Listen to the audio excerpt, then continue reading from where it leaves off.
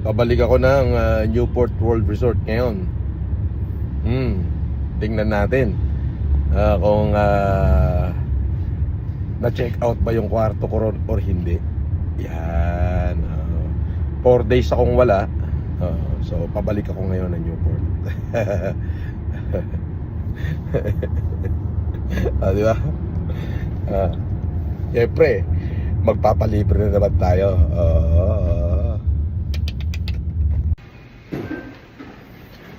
Morning. Good morning, sir. Ay, good morning din. Kaway ka muna. Kaway ka muna. 3 araw ako wala eh. Tignan ko lang kung nirenew yung kwarto ko.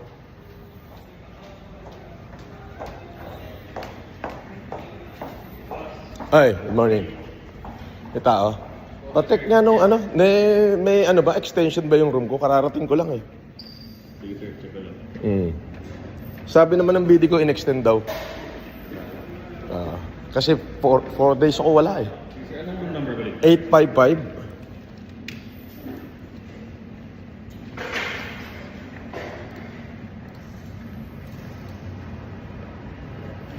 Ano yung concern sir? Yung extended?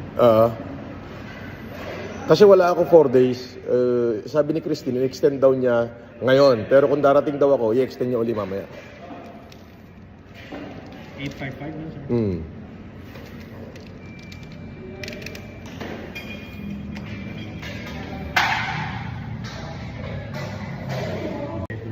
If ever. So okay. So ibig sabihin, hindi nila chinek out kahit wala ako. Okay? Good? Basta sa inyo pa pa yung keycard sir? Wala. Wala na. Kaya magdalagay muna ako ng gamit. Assist ka na sila sir kasi hindi gumagana yung gawa namin ng susi. Sige. Okay. 4 days kasi kung wala, busy ko kayo makagago eh. Hindi pa rin kayo close, boss? Hindi pa rin kayo close? Wala. Oy, ano balita? Naglaro kami po. Saan? Nag-roulette. Ngayon? Hindi mo kami... Wala. 4 days ako wala eh.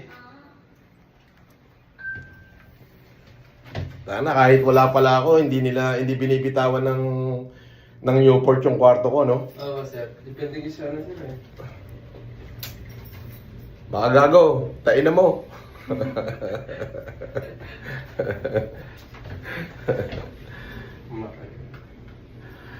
Hindi, tilad. Naging busy ako eh. Paggawa niya.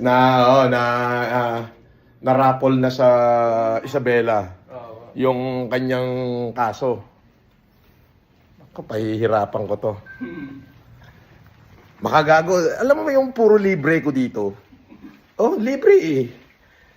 Tignan mo, wala ako rito ng 4 na araw kasi busy ko sa'yo. Pagbalik ko, yung kwarto ko, hindi naman chine-check out ng Newport World Resort.